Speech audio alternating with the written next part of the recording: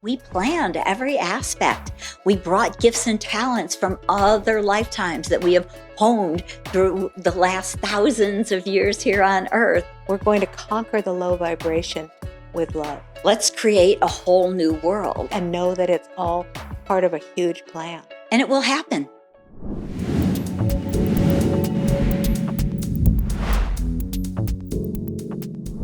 Hi, everyone. Welcome to Navigating. Here at Navigating, we explore how people from all walks of life are finding their way through today's complex and changing world. Be sure to like, comment, and subscribe to Navigating on YouTube. You can also find Navigating on any of your favorite podcast platforms. Sometimes in today's world, we find ourselves reaching for wisdom beyond what we can find here on Earth. My guest today on this episode is Lisa Barnett. Lisa is an internationally recognized author, teacher, healer, and minister with more than 30 years' experience in spiritual healing. And she's become one of the world's leading authorities on what is called the Akashic Records. Hi, Lisa. Hi, Anita. Oh my gosh, I'm so glad you're here. Me too. This is a time in history when people are really searching for answers. I know that people have searched for answers throughout history, but I feel like we're in a spike, if you know what I mean. Absolutely. That people are struggling and they want to know what might help them, what might help them, what might help their family, the country, the world. And so I really wanted to talk with you about what you do and how you do it and what the Akashic Records are. So let's start there. What are the Akashic Records? So, the Akashic Records are the recording of your soul's journey through all time space continuum. Everyone's soul. Everyone, every single person, when that soul individuates from source and starts on its journey, it automatically records in this etheric field that we refer to as the Akashic record or Akasha. Now, it is part of the quantum field, it is part of source energy, and so it is actually natural in this quantum field to record everything that has ever happened. So every soul has an Akashic record, and there are huge collective records also about humanity, about science, health, healing, ancient wisdom. It's pretty vast and phenomenal. So the audience might not know some of the words that you've used, like source, for example. Like that, people might think of that as the God source or the consciousness of everything. Is that what you mean when you say source? Yes, it is. Okay. And now we need to think about the word quantum. When you're using quantum, what do you mean there? So the quantum field is everything, Okay. right? It is also because the energy of source or divine energy is also part of the quantum, or the quantum is part of source. So I kind of interchange them as one and the same. Okay. A creative energy that has helped to create everything in Everything. the multiverse. So our world, us, and everything else out there in the galaxies. Okay, good. That's really good. And so the Akashic Records are basically just as you called it, I'm going to say it again, a recording of everything, a recording of everything that has happened, not just here on Earth, but everywhere in the universe. And for those of us who are little people here on Earth, which feels very small sometimes, we have a long soul path from the time when, as you said, when we individuated. And what that means is there's the collective consciousness, and when we break away and become an individual consciousness, from that moment on, that is when we begin as ourselves. Right, our soul, right? Our soul, which is really comforting, I think, it's overwhelming. At the same time, it's comforting, but comforting in the sense that we're here and we get stuck thinking about all this human stuff, because I always say we are bridges between heaven and earth here in this body. And I know you think of it that way too. And it's so huge. It's so huge. Do you ever, I'm going to ask this question right away. Do you ever think about why any of this exists and have the masters? Before I ask that question, we need to say what the masters, Yeah. who are, because I know the Akashic records are what we've just said, but now you also have referred to masters, the Akashic masters. Right. I've known you a long time, just so the audience knows. Right. I've known you since our children were really tiny. Your kids were in kindergarten, and That's you know right. our kids went to school together. So we've known each other a long, long time. And I keep wanting to make sure we're not speaking in a way that's too evolved or I don't like that word, Right. but sophisticated or complicated for people who haven't thought about this before, Right. that Right. they might understand. But Right. I know from the books you've written and from all of our conversations that you often talk about the masters. So who are the Akashic masters? They are the beings of light that keep your records for you.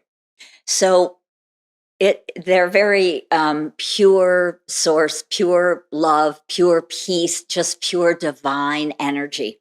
And the interesting thing about them is that they have never been human.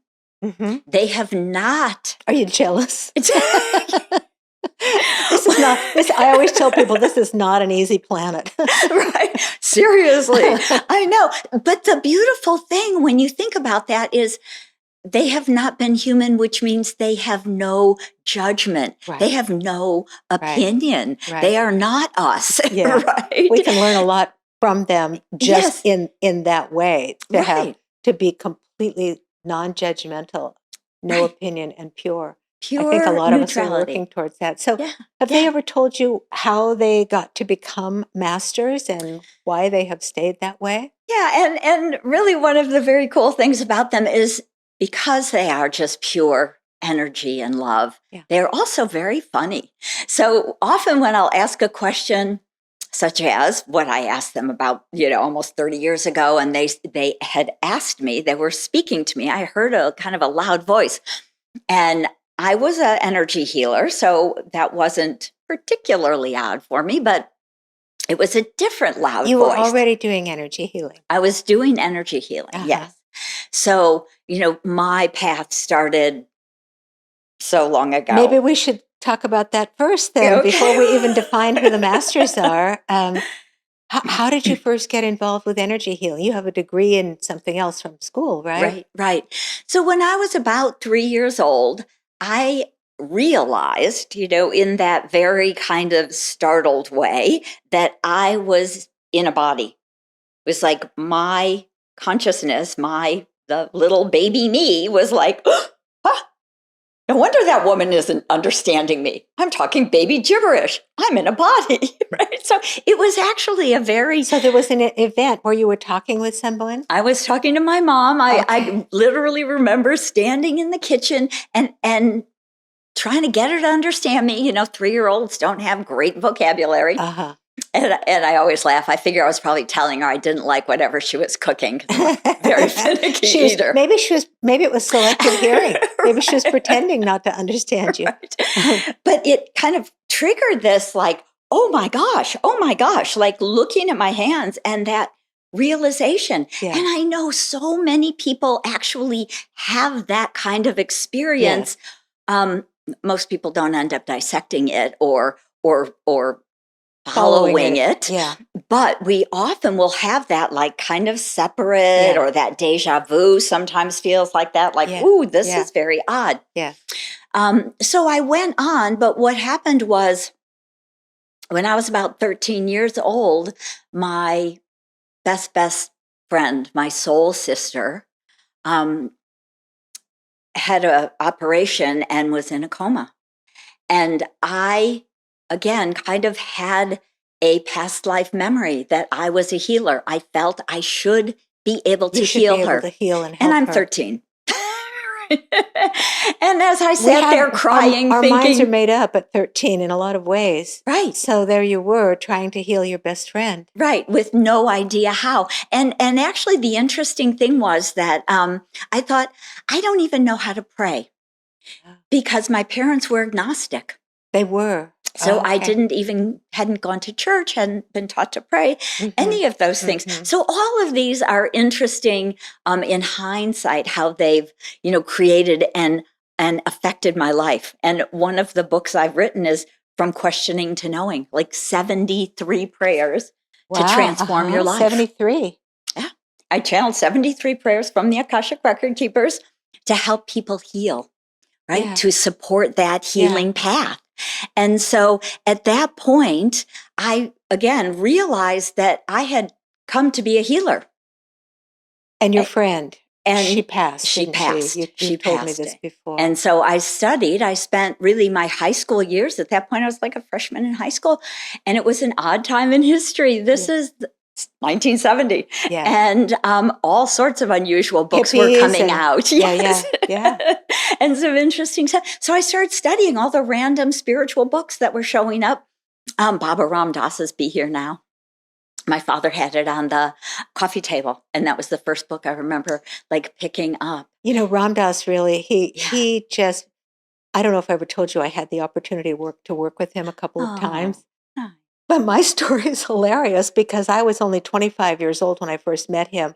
And I was in a hotel room with my camera, my video camera, and the producer and the interviewer. And Ram Dass was saying all this stuff that was so out there to me still in some ways about, well, you know, people choose this and they die and blah, blah, blah.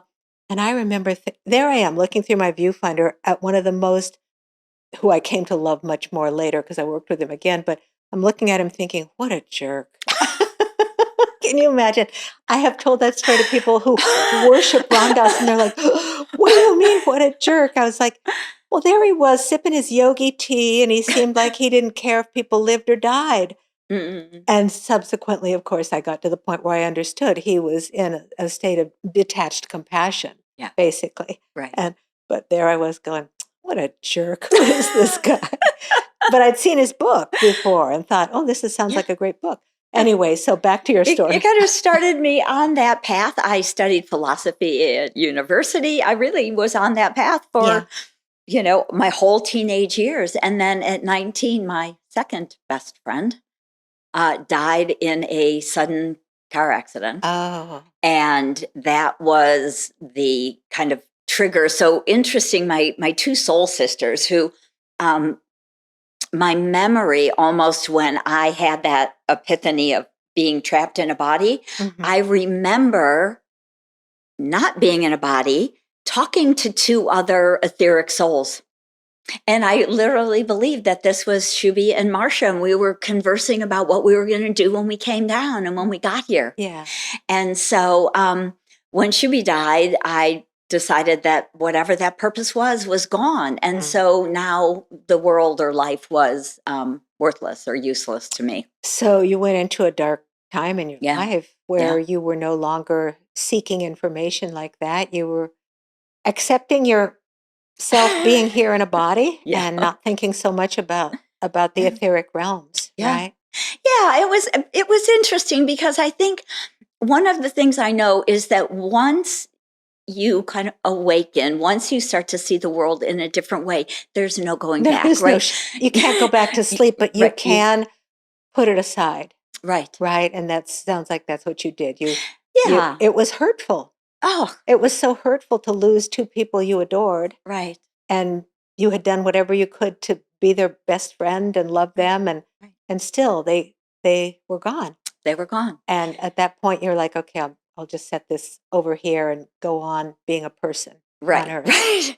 And I literally had those kind of funny thoughts, such as, well, I might as well, just go on and try and be normal. Be a regular old muggle and just, I got my degree in advertising. That's what I went thought. into Yes. advertising. Yeah. And, I spent 15 years there. Mm-hmm. And so it was a little touch and go, I always have to say. To me, the fact that I was as conscious as I was, because there felt like no purpose, right? Those are the kind of energies, kind of suicidal energies, actually. Right. And the awareness that we're infinite souls and that we come back again and again and again, is the reason that I didn't leave, that I stuck it out. I said, there is no way I don't want to come back. I don't want to I come want back. to do my very best. Yes, that's been a goal of mine. I would like to do my very best in this lifetime, clear up any messes that I see happening, Right. that come up, and maybe ascend to a place that's higher than here, and Yeah. not have to come back. So, and you were, I mean, it's an interesting contrast that you were so surrounded by the material world, because that's what advertising is about. Right. You know, I can sell you this pen. You know, Right. that kind of thing. It's not. There's not a lot of spirituality woven into your day to day life. Right. Well, on top of it, it was the 80s, Yeah, which was a very kind of wild time out there. materialistic and wild. Very, Yes. and even going into the 90s, even more. But yes, the 80s was very much money and me and all of that kind The me of generation. the You remember me that term? generations. That's right. And Yeah. I worked at J. Walter Thompson in the Hancock Building in Chicago. I was kind of living this very wild kind of high, Yeah. fast pace in my 20s, and it was fun. And then I'm a Californian by birth. You came back. I came back, I came home and continued the advertising and doing all of that. But my body was unhappy. And that was literally the trigger for me. I got really bad chronic fatigue. You did. Oh, well, that kind of work, Right? and the pressure women are in Right. that kind of work that causes Epstein-Barr or chronic fatigue. Right. All of Also, that. it's really interesting to me as you're talking to think that, if any of us come here to clean up as much as we can, sometimes that means going right into the eye of the storm. Mhm. And that means, in this case, going into the most materialistic, money driven type of career that you could have chosen for yourself, so that you know about it. Because subsequently, if you're helping other people and they come to you and they say, oh, I'm a stock trader and I hate it, or I'm a, whatever, you Right. can say, well, you don't talk from a place of not knowing. Right. You talk from deep, physical experience. Right. So, And I actually asked the record keepers at one point, once I had figured out who I was talking to and all what the Akashic Records were, because it was not really a very popular concept yeah. at all back in the 80s or 90s or even 2000s. I said, like, why me? Why are you asking me to help you? And, they said, well, because you were one of us, you were a record keeper. And I thought, well, that's about as crazy as it can be. What the heck made me decide to come down here and be, Right. and be a person? But then I said, oh my gosh, I have so goofed up, right? Oh my heavens, right? I lived this very not high life, right? I was down in the world of, extreme partying, 70s and 80s. Weren't you a in bartender for a California. while too? I was a bartender for a long while. I put myself through college, tending bar. I'm sorry for laughing. It's just like there's such a different vibration to that versus what you do now. Right. But you see, that's why you're such a whole person now, I would say. Right. Yes. And that's what they said to me. Yes. So when I was, quite a few, this is probably 20, 25 years ago, and I was much more in judgment of things.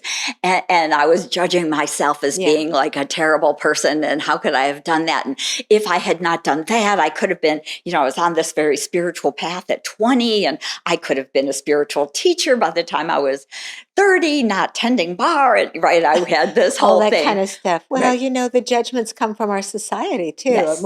Women are under, like I said, so Yeah. much pressure. Yeah. There's so much pressure of who to define ourselves as, how to look, how to dress, how to behave, what kind of career path, whatever, Yeah. how we do our makeup, Right. everything.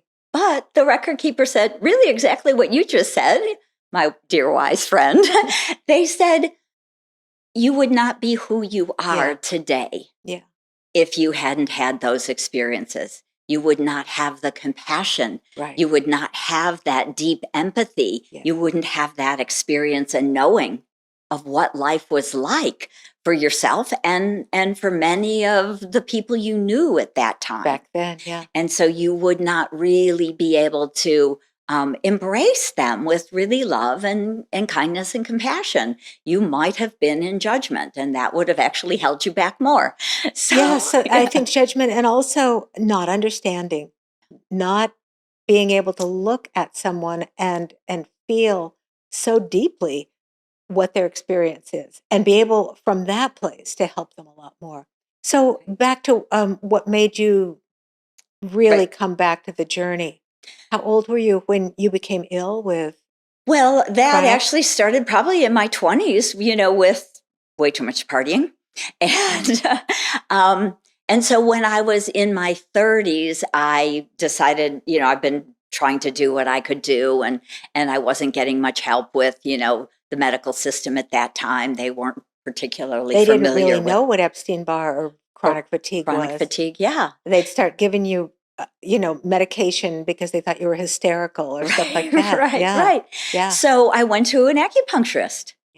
And really, the blessing to me was that the acupuncturist, after about a year of herbs and cleansing and healing and understanding the different aspects that, could often food allergies and leaky gut and all these different aspects that can affect our health.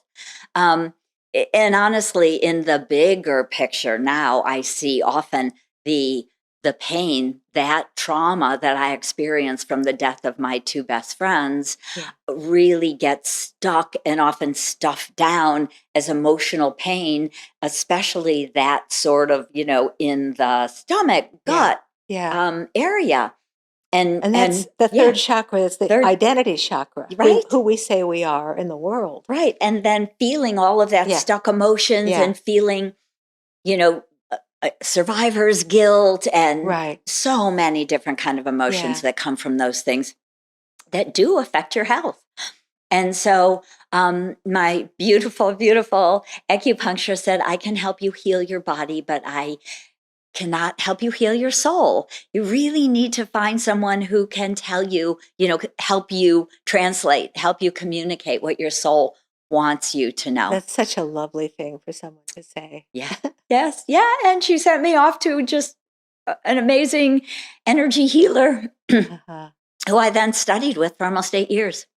So that was kind of, my illness was the opening door to my next step, to my healing path, right? That I knew I had been a healer, right? As a 13, 14-year-old. And now I'm in my 30s and I'm on that healing path. I'm studying energy healing at that point. And how was your physical health then after you began? I mean, you got better from the acupuncture, right? But then what happened with the energy healing? Just you get layers and layers and layers. And I think that the thing that most of us are unaware of is that, again, we are so complex because we are so ancient, really, that we have layers, we hold past life traumas, we have karmic patterns, we hold ancestral lineage energies, patterns, traumas that come from our family line. And so not only that, you, of course, have what that experience was, what I was doing to my body, the food I was eating and what I was drinking and all of those things that were affecting the physical body, at this time. But they're layers and layers. So working through them, of course, it takes time. It takes time to do it. Yeah. Definitely took quite a bit of time. I've done some very similar things, as you know, to heal myself. Right. And yes, there's predispositions based on what we've been through in this lifetime, in other lifetimes, what you said about the lineage, the ancestral lineage, the epigenetics that we inherit, all of that. And nobody teaches us that when we're young. And I wish there was this kind of spiritual teaching for children so that they think, regarding the drugs and the alcohol or anything else, maybe I shouldn't do this right now. Maybe I should, just so that there was more awareness. Because what seems to happen is that we get a lot of people I know have gotten really sick before they go, wait a minute, maybe I should change my behavior. I wonder what's going on. And they seek alternative healing And then when they go to the energy healers and the soul healers and they get that kind of information, that's when they really start to go, oh, well, this is who I am.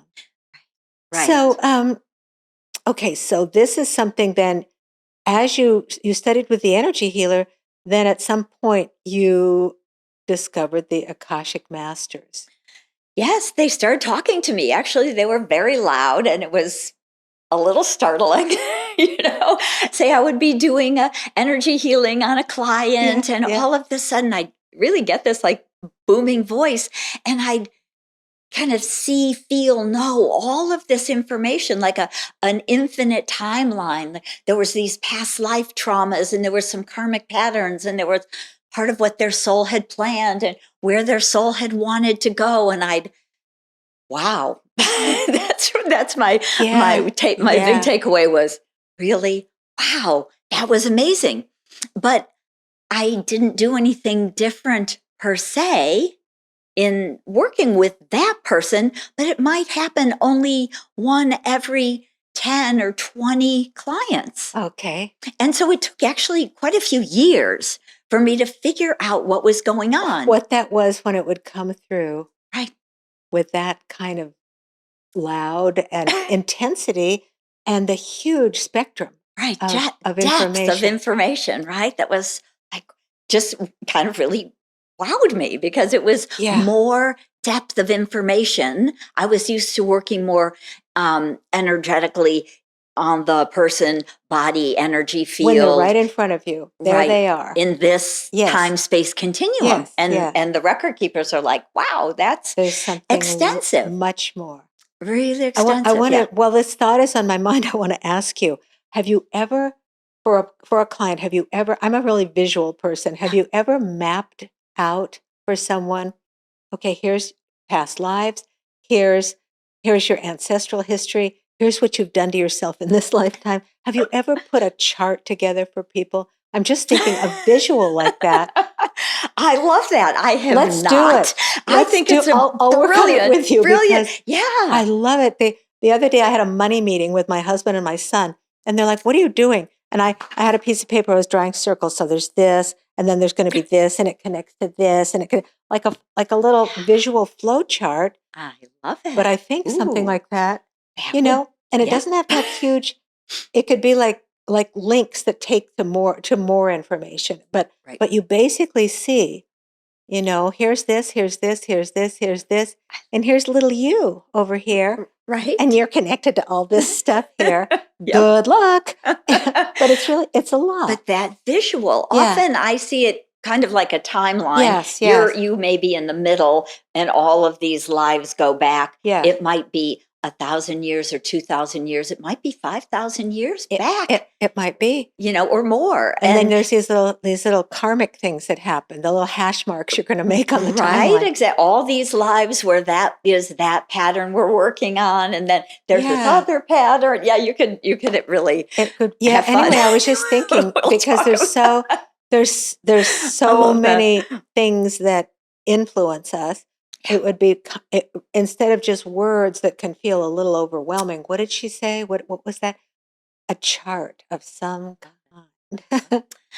We'll have to talk about that. Okay, Absolutely. we'll talk about that more. So then at some point you were like, okay, what's going on and why every 10 or 20 clients does this happen? And who the heck are you anyway? Right. Yeah. It that literally almost took me 5 years. I was a little slow on the uptake. At that point. Well, you didn't know. Right. You just didn't know that maybe there was this consistent source that you could, tap into. Right. It And seemed a little again, happenstance. nobody was talking about the Akashic Records. Yeah. And the really interesting thing is that the beautiful woman that was a phenomenal healer who taught me all these healing techniques would say, and she knew about the Akashic Records, she would say, at the end of the healing, right, you've cleared all this energy out. That means you've left space in the person's energy field. So go up to their Akashic record keepers, but you can't go in. So go up to the gate, Just knock. ask their record keepers to fill them up with their highest Akashic energy. And so I would just imagine that. I'd see this big wrought iron fence and this marble staircase and this beautiful stone building. I Wow. often see them like they It should be in. sounds so You're right. nice, like a big temple, Yes, basically. yeah, and they were really beautiful, and there would be like a kind of beautiful being of light, usually in long robes, standing on the stairs. And I'd say, please, could you fill my client up with their highest Akashic energy? And of course, and I would kind of see, feel, notice this energy flow Yeah. right down Yeah. into their crown chakra, into their body. It's like, thank you. But she would say, you are not allowed in. Mhm. And so that was okay. So It was just never something dawned that on was me. separate like that. Yeah. Right. And did you ever ask her what Akashic was or what Akashic Records No, were? because at that point, It was just a little yeah, she had aside in a moved out way. of town Yeah. and I had lost track and this was happening. And so I started asking them all the questions. Was this through Berkeley Psychic Institute or no? Nope, Okay, because did you go to Berkeley Psychic? I didn't. I can't No, remember. I no. did, but you didn't. Right. No, but my energy healer teacher actually ran the institute for a short amount of time. Okay. And so she actually taught quite a bit of that style. I think we both know her. Yeah, Don't Lori. we? Lori. Yeah. Oh, I had several meetings with her. Yeah. Yeah, so she was And amazing. she was a beautiful, wonderful, loving Yep. soul. Beautiful. Yeah. She's probably still out there. I think just she's haven't. yeah. I won't say. I don't want anybody to find her, but yes, I think I know where she is. Yeah, so amazing teacher. I have so much information from her all Yeah. those years ago. Yeah. But I said to the record keepers, why did my teacher say that we can't talk to you, that you can't talk to us, that we cannot go into that library behind the fence? And they said, 1,000 years ago, during the Dark Ages, we pulled the vibration of the Akashic field away from Earth because people were misusing the information for their own personal gain. And dark energy probably too. Well, the vibration of the planet was so low. Very low. And everybody, where can I find their gold so I can steal it? Right, How can I exactly. win that war? Give me unfair advantage sort of thing. Yes. And so they said, well, the space, the low vibration and all the other, of course, dark energies. Right. We need to pull it further away so it's not so easily accessible, because it had been accessible to humanity really for the last 10,000 years. A long time, yes. Yeah. Before the Dark Ages came. Yeah. So they pulled it away, and then they said to me, it's time, because of the energy you're moving into in these next years. Here on Earth. Mm-hmm. We're moving from an old lower vibrational yuga, right, which is a 26,000 year cycle, to not get too complicated, but we're moving into a new energy cycle. The Earth is moving into a new energy cycle. I was going to ask about this pretty soon too, because of course this is what we want to know, given how difficult some of these things are. So we've moved into the age of Aquarius, which they sang about in the 60s in that amazing show Hair. I don't know if you ever saw that one. Oh, my children were in it, yes. The dawning of the age of Aquarius. Yeah. And we are here. And they said back in around the 60s and 70s, they started tapping on souls that had a high enough vibration, a deep enough connection into the Akashic energy that they could get our attention. And so I'm sure they were tapping on people's shoulders all over the world. And I heard them. And I said to them, of course, but I think you really have the wrong woman. Oh, see? When Jesus was being conceived, Mary says to the angel, the archangel, oh, no, not me, buddy. Right. I don't think so. I don't think you got the wrong woman. Well, I had 3 babies, right? At that point. You already had 3 children, yeah? Yeah. Yes. Those are the busy times. Yeah. I'm like, you've got the wrong, I'm a mom in the suburbs. You've got the wrong woman. I have like a 1-year-old and 2 newborns, and I'm thinking, how is this happening? This cannot be possible. And of course, because they are so sweet and pure love, they said, no, you're the right one. And take your time, probably too. No rush to absorb all of it or to learn all of it. Just take your time. Just and just be. just be. And so I said, why me? This is all the way back to who are those Akashic record keepers or Akashic masters? They're kind of synonymous. They said, you were one of us. And so I said, how does that work? Right? Again, I'm no angel, right? I'm always thinking, hard to know though, isn't it? I mean, angels come in all shapes and do all kinds of things to learn what it means to be human too. Right. And that is so, so true.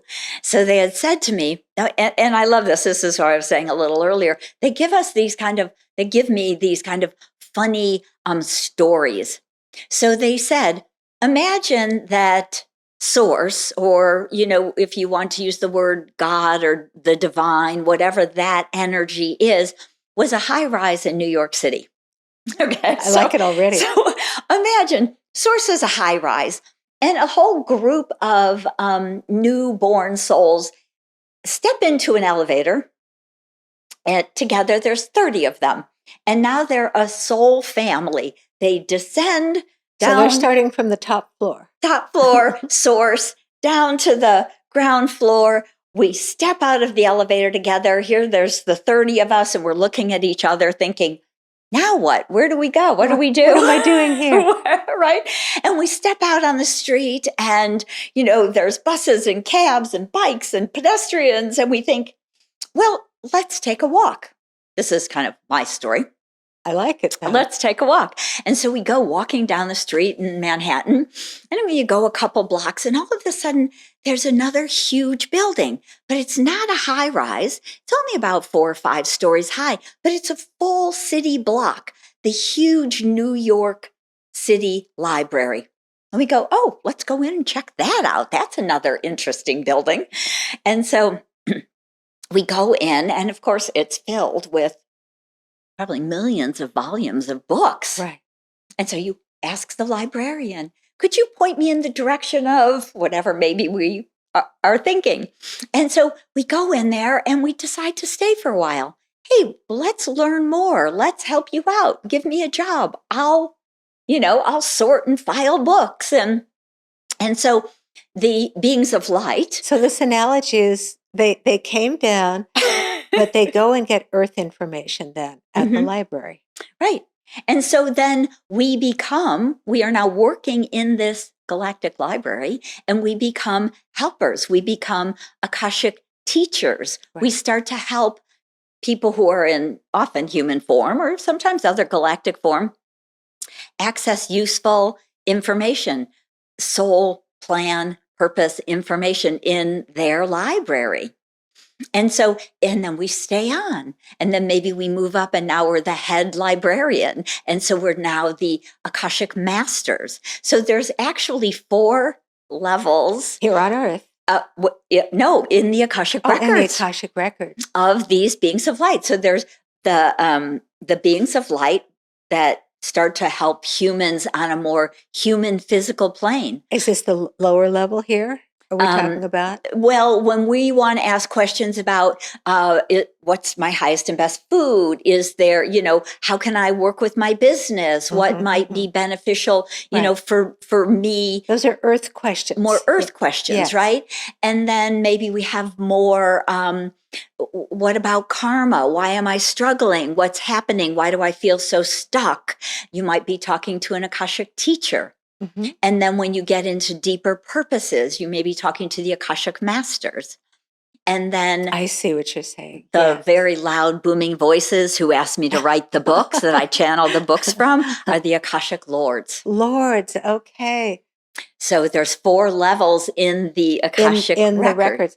Have you ever asked them what made you choose to leave that realm and come to Earth?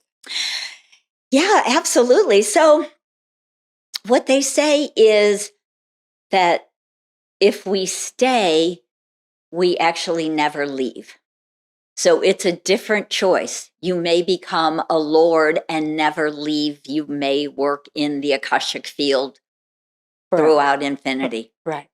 Most of us say, oh yeah, but that looks kind of interesting. I think I'll go give that a try. I see. And so we have a chance to say, I've done, many, many years in. I'd like a different experience. Yeah, now I want to go on that journey. I understand the journey. So I often feel like it is the very studious souls who tend to go and hang out in the big library. Is courageous another word?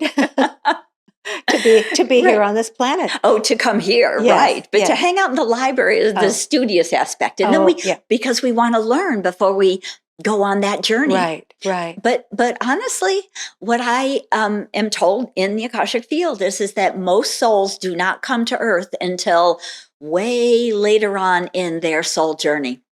Mm-hmm. We live in other dimensions, other worlds, planes, planets. Mm-hmm. I mean, we know that there are billions of galaxies just in a tiny bit of sky. Right? Yeah. And so there's lots for us to do out there before we come here. And do you think you did those things first before you came here? Yes.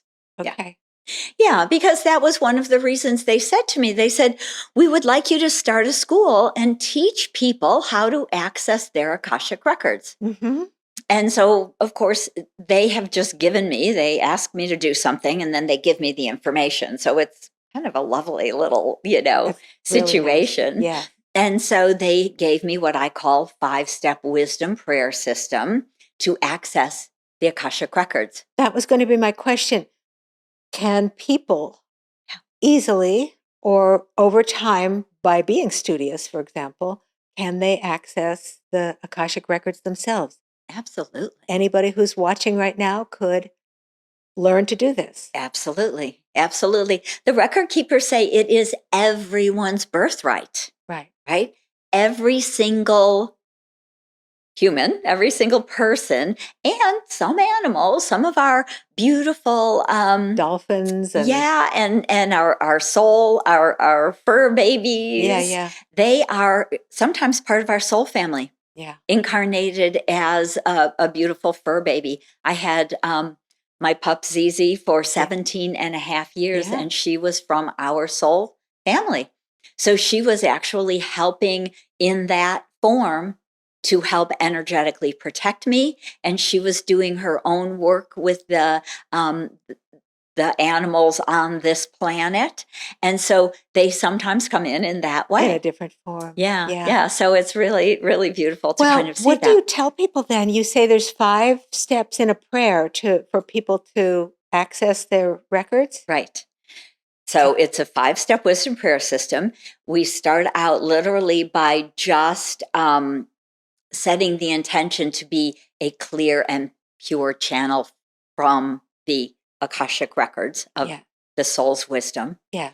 Then there is an opening prayer, and they've given me many versions of the opening prayer. So I like to look at it like a key, right? So if you just thought that this is a different door, we're going from our normal, everyday kind of human state vibration. Yes. We're opening a new door. We're moving into a higher vibration that accesses this Akashic field. Through the opening prayer. And I like that it's opening a door. That'll help people remember too. Right. This is how you open the door with the opening prayer. Yeah. So I often will say that the 5-step wisdom prayer system is your keys to open the door into your Akashic records. That makes sense. Good. Yeah. And then I teach my students how to ask questions. Is that the 3rd step? That's the 3rd step. Okay. And then is there a specific way to ask questions? I find that it's very useful. Sometimes people go with yes, no. Should I do this or should I do that?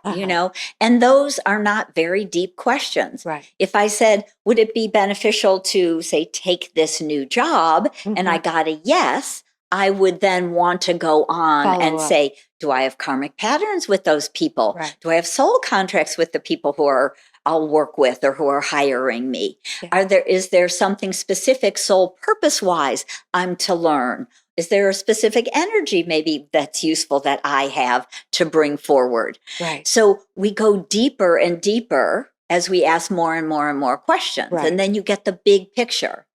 Because sometimes I've had people ask me, say, would it be beneficial to take this job? And it's a big resounding yes, but they don't particularly want to go any further. Oh, I have other questions. And so a couple weeks later, they come back and they say, I have the most horrific boss. Right. Right? We go, okay, let's open your records again. So I can open another person's records to do an Akashic reading. Right. And so I would open their records again. And I would say, does this person have a soul contract with their boss? And the answer might be yes, and that's why things are so difficult. Right. It could, because it's not just a soul contract. Right. It's not a support contract. It's a karmic contract. Right.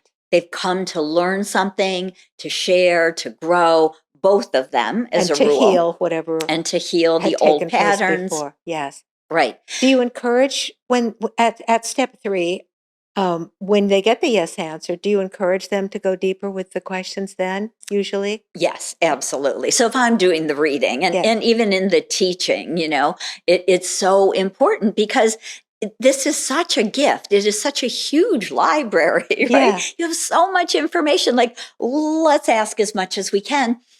And to me, also to clear and heal Yeah. as much as we can. It's Because good to again, know you're what it is you're doing. in this beautiful vibration Yeah. of source, of love, of Right. peace. Right. Right. And it's extremely comforting.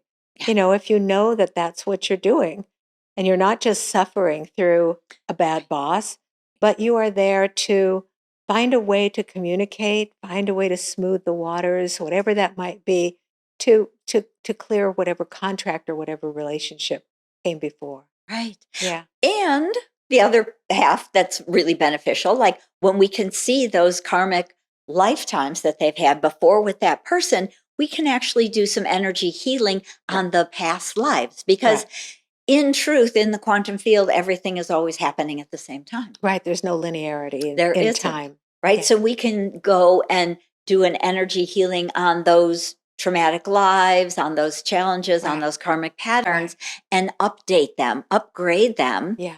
So it actually lightens the energy and it can help shift. We can update the contract that person has in this present lifetime. And that makes it a lot easier. It's really great. No, it's really great. And then they can step forward with this renewed presence on earth, basically, for themselves, Yeah. as well as that relationship. And just that awareness, that Yeah. consciousness Yeah. that, oh, this is about me learning about compassion. Right. Or maybe it's about me learning about kindness or some level of support. Yes. Whatever it is. Or boundaries. If it boundaries, reaches right? a point where it's like, okay, I've done what I could and there's no improvement going on here, Yeah. maybe I pick myself up if that has been the contract in past lives or karma where they've allowed themselves to be a doormat basically in a past life. Maybe this is where I pick myself up and I leave this relationship. Right. Yeah. And then we go to the step 4. Step 4 is always, again, filling yourself up with your highest Akashic energy, Yeah. because in step 3, we've cleared a lot of that old heavy energy, Right. upgraded things. So now, again, this is the time that we fill ourselves with our highest vibration that we Yes. can now hold. And it fills Any your... empty spaces that once held something that we have released. Right. And so now we're filled with this beautiful higher vibrational energy. And then the 5th step is to close and lock your Akashic records before you can move on. Before you do anything else. Yeah. That's so nice. With And all really the years simple. with all the years I've known you, I've never asked you that question before about what the steps of the prayer were. So this is really fun. Yeah. And so I really want to know more about. We could do many sessions together here on camera, but I think right now a lot of people are concerned about where our world is. And what I have often told people is, yes, the age of Aquarius began, more light came to earth, but what that did was it overturned it. The light brought out the darkness in a lot of ways, that when you shine the light in a dark room, you see what all the problems are. Right. Right? Right. Absolutely. And I in terms of completely karma, agree. I always tell people it's like we fumbled around in a dark room, couldn't see what we were doing. The light went on and all the stuff was broken. it was crap all over the floor, and we're like, oh, time to start sweeping it up. Yeah. So it feels like we're in a big cleanup Yeah. phase of Earth, having gone through the dark ages and the war times and the everything that happened then. Yes. So Absolutely. I mean, that is such a great way of, really explaining it, because I believe that's really the truth. And the other thing that we're dealing with right now is that we have huge collective patterns on the planet. And so if you looked at the Earth as kind of an energy grid that has all these ley lines and grid lines and patterns all over it, just kind of like we do in our physical bodies. right. There's lots, well, we can't even see our organs, so obviously so much is unseen, but we have chakra systems and energy channel systems and different kinds of systems. And so a very, very, very long time ago, again, we're very ancient and infinite, we created patterns on the earth to have the experiences that we're having. So if you imagine that billions and billions and billions of years ago, the earth herself was a very high vibrational planet in the 14th dimension. So at that point, she was Tara. And then we said, oh, well, this is kind of like just hanging out in a heaven. Anyway, let's have more different experiences. We'll bring it down to the, say, 8th dimension. And now we're in Tiamat. So the planet herself, she's a sentient being. Right, Gaia. And so Gaia is on this ride also. And so Gaia is her name on a higher dimension. So as we bring the planet down and humanity down with it, again, we were not this version of humans at Right. this point, we created heavier patterns, darker, denser energies. We inverted a lot of the light into a darker vibration until we literally got all the way down here into to where this we are now. third dimension. So there's The third heavy dimension. patterns. And my question then is, did that happen naturally because moving from a high dimension to a lower dimension necessitated essentially that things became denser and heavier? Do you know? Have you ever talked about that? Yeah. No, it was done consciously Consciously. on purpose. Okay. On purpose. And Part of honestly, the learning experience, for the right? learning experience. Right. So us, if you would think, all the light workers on the planet, which is millions and billions, and all of, the souls who have been on this journey have had kind of part in many of these pattern changing. So it's like there are different worlds where we're really energy architects and we're creating architecture. The image, again, my funny record keepers give me, is of Gulliver's Travel.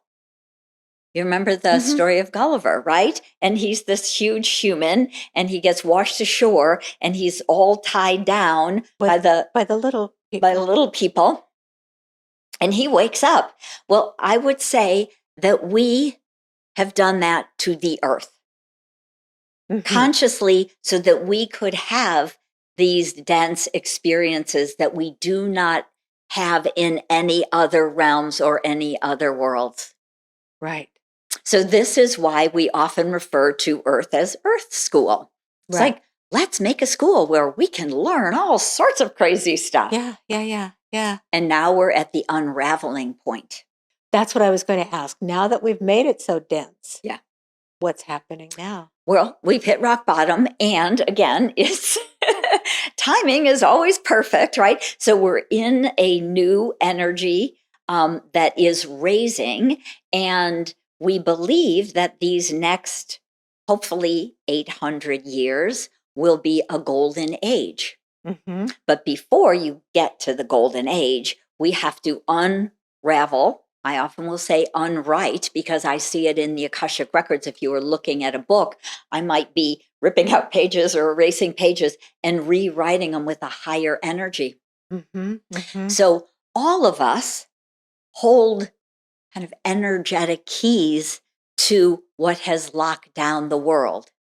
And for me, what I find is sacred travel is a phenomenal way to help unlock different aspects. What does that mean, sacred travel? So, going to sacred sites, Oh, ancient sacred sites, going to Egypt and Stonehenge, and there's hundreds of standing stones all over the UK, right? Those are all sacred sites that are very old. So when we bring a higher energy there, it helps to awaken these sacred sites. Can we do that with our minds? Because I know there Yes. are people who can't afford to travel like Right. that. Absolutely. But they know about Stonehenge, or they know about, the beautiful pyramids, or Right. Avebury, also in England, where I Yes. visited. Yeah. Yeah. But that they can just imagine some of Absolutely. these places. Yeah. We're both very visual. A photo is always nice. Yes. Maybe you Yes. meditate with a photo. Yes. You just Yes. feel you're just sending that photo love. Really So that's pretty an simple. awakening of the ancient sacred sites. What Yeah. about also just, obviously, just living a life of love? Just Yes. deciding that one of the things I tell myself is I've been through the eye of the needle and I found love on the other side. And that when we feel that every day, that we wake up and decide we're going to be love that day. That's part of the healing and the raising of the vibration, right? Absolutely. It may not be Absolutely. consciously the unraveling or unwriting, because not everybody's going to be at that level, but just living in love. Right. Yes, and it really happens naturally. So we Yeah. don't have to learn to read our Akashic records. I find that it's a phenomenal gift because again, it's taking you from kind of this 3D world into this beautiful high vibration Yes. of pure love. Yeah. And you can just use the access key, walk through that door and say to the record keepers, "Can I just have some healing, please? Whatever's ready to let go of, Yes. we can Yes. let go of it."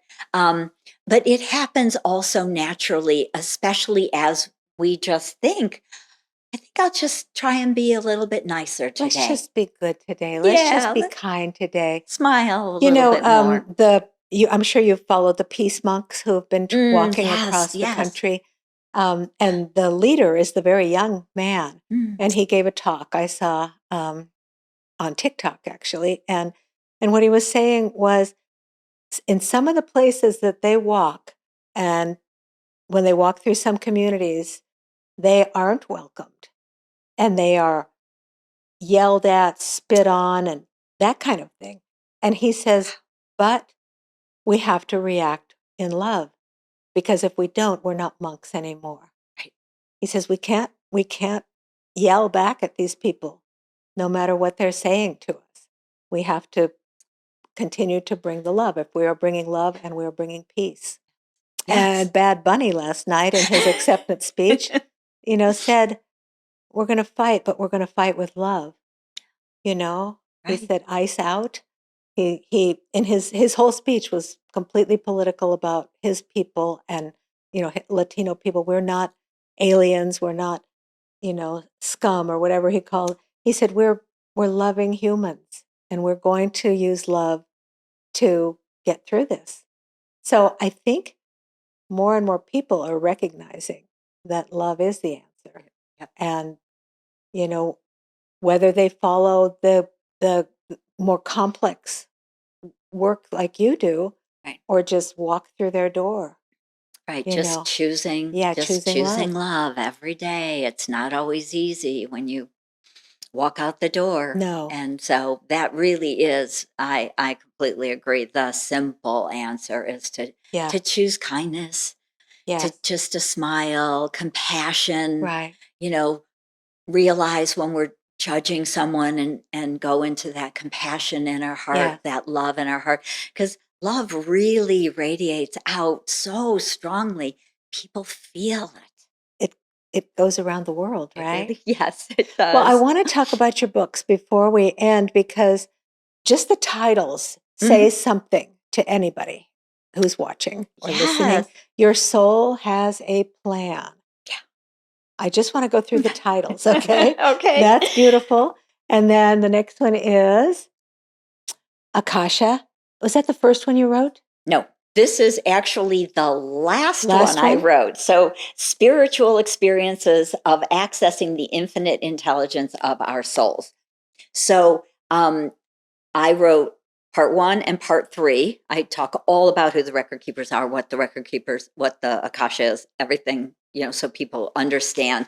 And then 20 beautiful souls wrote stories about their experiences of Oh, accessing the Akashic records. nice. So people can It kind of feels, see from yeah, it feels like people can do this. That's wonderful. right and how they've used it Yes, in yes, yes. so many different ways. And this next one is From Questioning to Knowing. And those are the 73 prayers to transform your life. That's Right. beautiful. With a nice forward With by Jack Canfield's forward. Yes. Yes, and so again, more information about our soul contracts, and often there's a lot about why we may pick challenging families and prayers to assist with that. So, good. A we lot of people would really, love that because a lot of yes, people believe and feel that they have yes. chosen very challenging families. Yes, absolutely. And I've had so many people write to me and say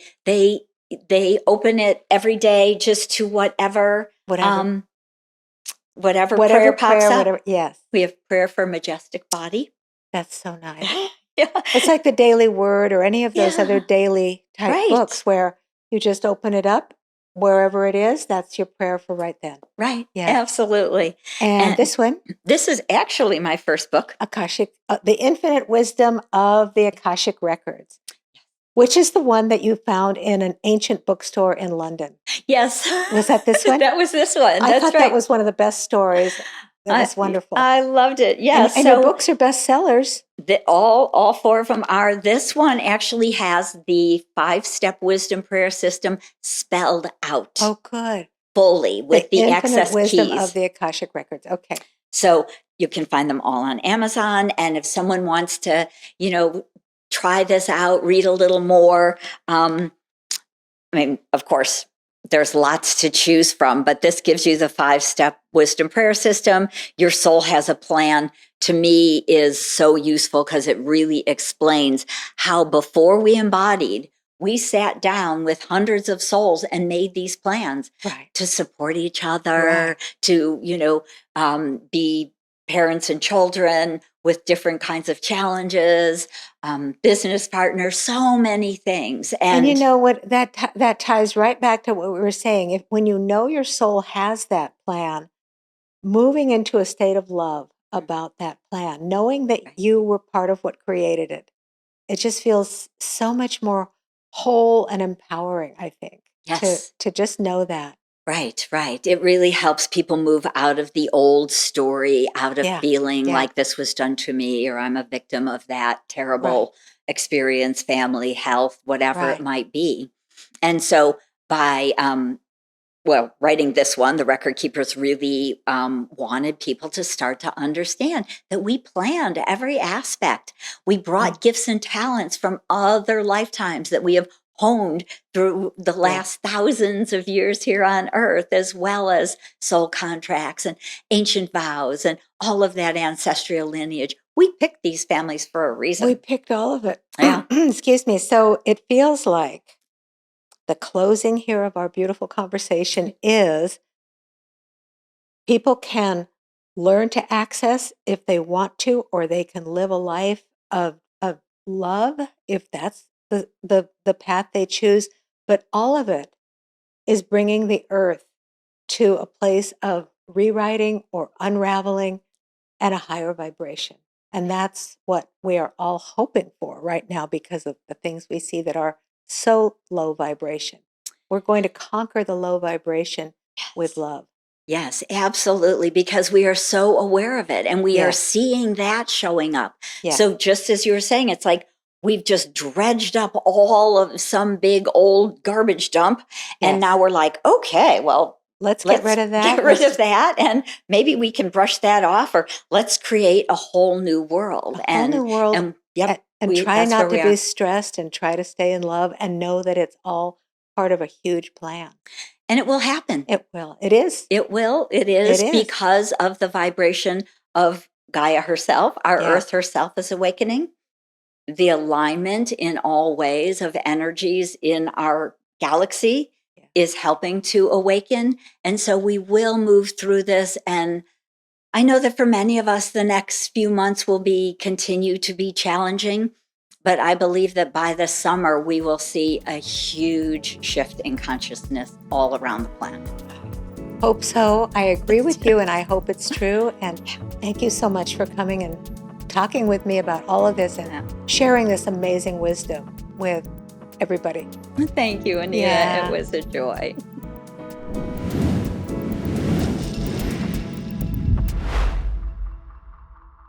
Hi, I'm Anita Casalina, host of the podcast Navigating, where I talk with people about how they are finding their way through these challenging times. Navigating couldn't happen without you, so please be sure to subscribe to the YouTube channel, which you can find by searching Navigating Podcast or with the links we provide in every episode description and social media bio. And if you're subscribed now, you may want to turn on the bell for notifications of the latest episodes and clips. If you like Navigating, let us know. Tell us in the comments and share with your friends. All of this helps Navigating continue to grow so we can bring you more valuable conversations. And as always, thanks so much for watching.